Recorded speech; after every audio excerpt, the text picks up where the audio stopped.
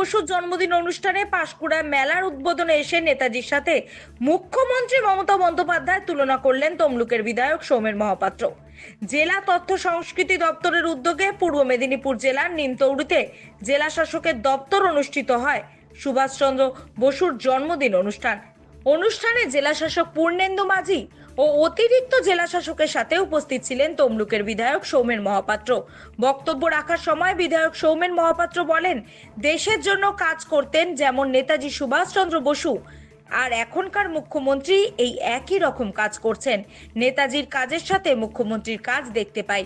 নেতাজি সুভাষচন্দ্র বসু সকলকে নিয়ে কাজ করতেন, আর আমাদের মুখ্যমন্ত্রী সকলের জন্য কাজ করছেন। ঠিক একই মন্তব্য পাঁশকুড়ার এক মেলায় এসে করলেন তিনি, যা নিয়ে ইতিমধ্যেই রাজনৈতিক মহলে চর্চা শুরু হয়েছে। সংবাদ মাধ্যমের মুখোমুখি হয়ে তিনি বলেন, নেতাজি সুভাষচন্দ্র বসু যেমন সমস্ত কিছু ত্যাগ করেছিলেন, তার কাছে সমস্ত কিছু সুযোগ সুবিধা ছিল, তিনি বহন করেননি। সেটাও আমাদের কাছে যেমন দৃষ্টান্ত, আমাদের মুখ্যমন্ত্রীরও বৃত্তশালী হওয়ার জায়গায় ছিল, কিন্তু তার জীবনের সমস্ত কিছু ত্যাগ করে জনগণের জন্য কাজ করেছেন তিনি। মহাপুরুষদের সাথে আমাদের মুখ্যমন্ত্রীর অনেক কর্মকাণ্ড দেখতে পাই। এই মন্তব্য নিয়ে বিতর্ক ছড়িয়েছে। বিজেপি নেতা সিন্টু সেনাপতি বলেন, সুভাষচন্দ্র বোস সারা বিশ্বের নেতা।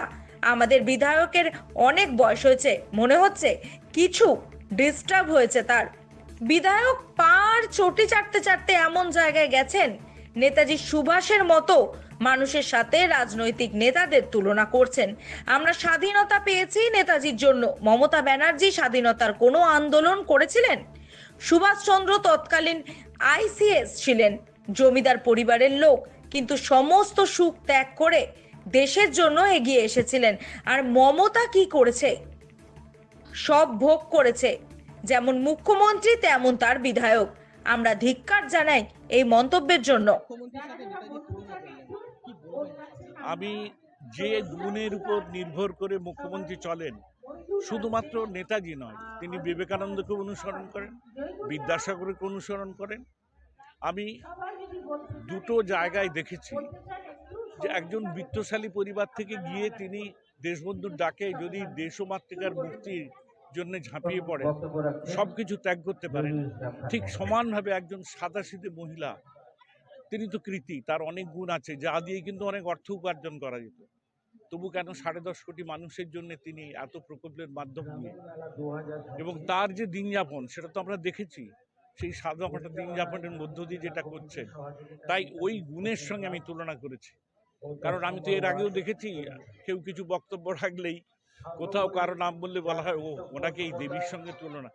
না, তার গুণ যেগুলোর উপরে নিয়ে ভিত্তি করে তিনি চলেন, সে কারণেই আমার। মাননীয় বিধায়ক মহাশয় উনি যে সাবজেক্ট নিয়ে বলতে চাইছে, ওনার তো বয়স হয়েছে মনে হয়, তো একটু কিছু ডিস্টার্ব মনে হচ্ছে আমার।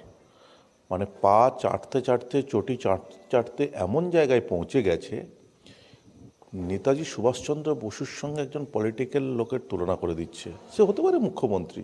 নেতাজি সুভাষচন্দ্র বসু উনি বিশ্ব নেতা ছিলেন, উনি দেশ স্বাধীন, ওনার জন্য দেশ স্বাধীন হয়েছে।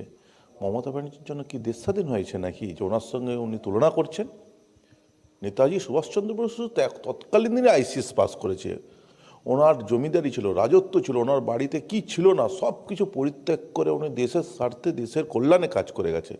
আর মমতা ব্যানার্জি কী করেছে দেশের জন্যে? উনি ভোগ করেছেন। তো ওনার যেমন মুখ্যমন্ত্রী তেমন বিধায়ক হবে, এটা নতুন করে আলোচনার বিষয় নেই। এটা আমাদের পার্টির তরফ থেকে এবং আমার তরফ থেকে ধিক্কার জানাই যে অন্ততপক্ষে এই ধরনের ব্যক্তিত্বের সঙ্গে আপনাদের মুখ্যমন্ত্রীর তুলনা করবেন না।